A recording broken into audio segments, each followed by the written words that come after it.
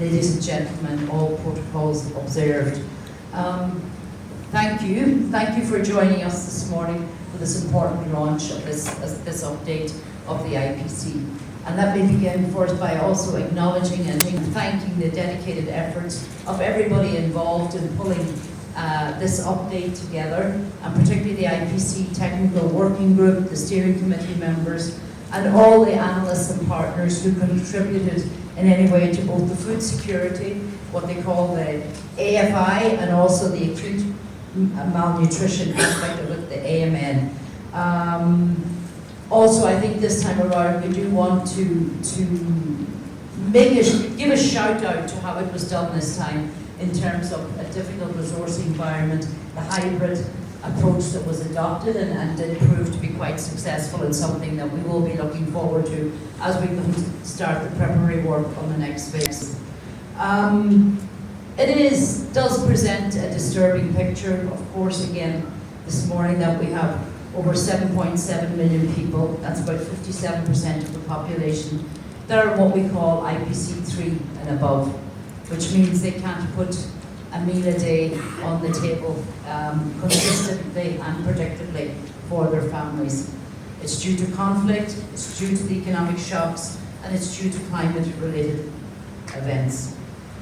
There are, sadly and disturbingly, IPC Phase 5, pockets of Phase 5, so that means those people are really in a catastrophic situation, and particularly in places like Nasir and Ulan and Pibor counties, and as well as those people that are fleeing the war in Sudan. Once again, they are some of the most vulnerable population that we've seen. They are fleeing war with nothing and finding it difficult as well to maintain and rebuild livelihoods here in South Sudan.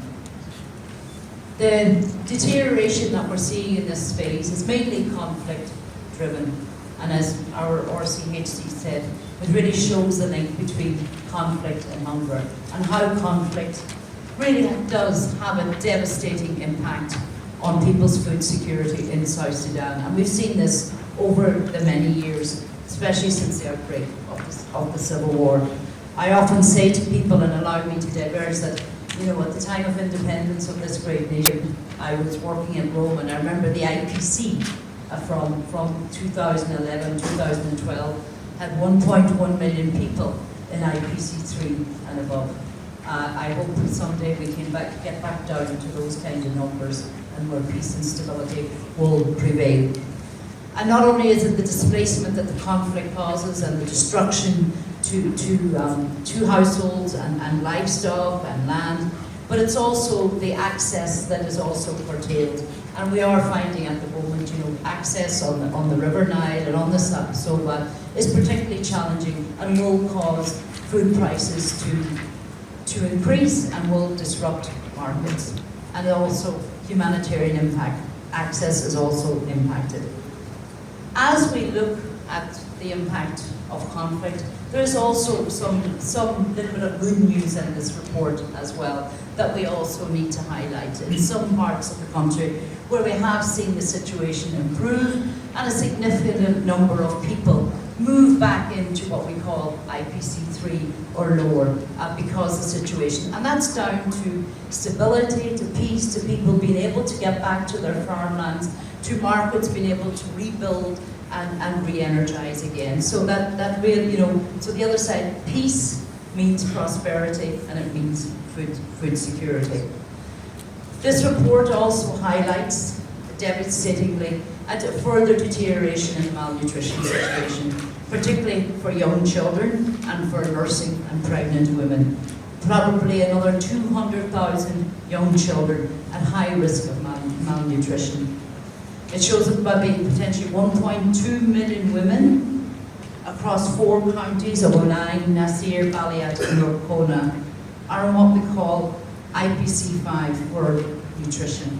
This is devastating for these women and these families. This is due to disease, cholera outbreak, the funding cuts that we're seeing coming through health and nutrition, and also the reductions in the water and sanitation sectors, in addition to the conflict.